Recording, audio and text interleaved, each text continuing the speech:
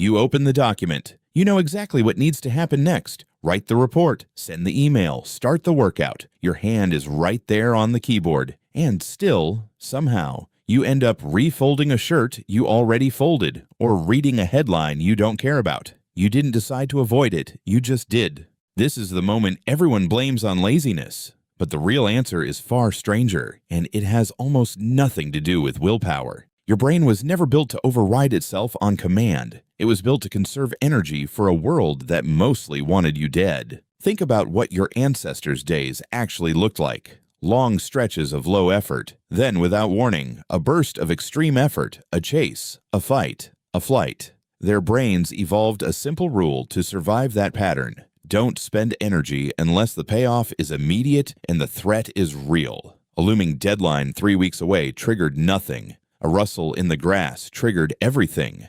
Fast forward, you're not dodging predators, you're staring at a blinking cursor, but the machinery underneath hasn't changed. Your brain still asks the same ancient question before it lets you act. Is this worth the energy right now? And a task with a distant reward, an abstract deadline, a fuzzy sense of this matters for my future, almost never clears that bar. Not because you're weak, because the system evaluating the cost was built for berries and predators, not spreadsheets.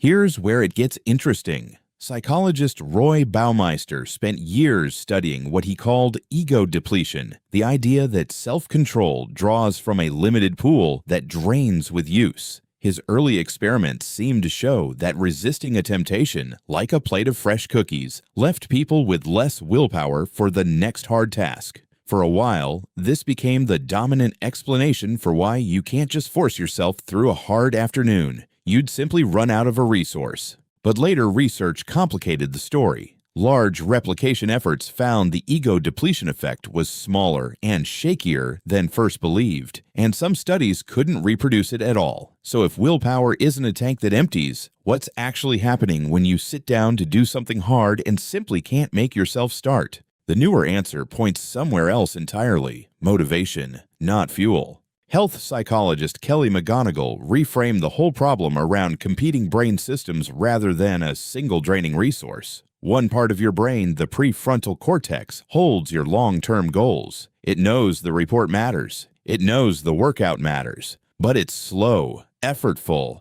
and easily outvoted. Another part of your brain, older and faster, runs on immediate reward and immediate discomfort. And when a task feels hard with no visible payoff attached, that older system quietly wins the vote before your conscious mind even notices a decision was made. You don't experience this as losing an argument. You experience it as suddenly, mysteriously, wanting to check your phone.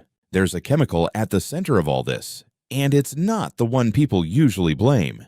Dopamine doesn't just reward you after you finish something. Neuroscientist Robert Sapolsky's research on dopamine shows it fires most strongly in anticipation, when an outcome feels uncertain but possible, not guaranteed, and not hopeless. That's why a slot machine is more compelling than a savings account. That's why a text notification pulls at you harder than a half-finished essay. The essay's reward is certain but distant. The notification's reward is small but immediate and uncertain enough to feel exciting. So, when you try to force yourself into a hard task through sheer willpower, you're not fighting laziness. You're fighting a dopamine system that has correctly identified your task as low in immediate, unpredictable reward and quietly steering you towards something that scores higher. Here's the twist that changes everything. If the problem isn't a lack of discipline, then more discipline isn't the fix. Gritting your teeth harder, just ask the same losing system to try one more time.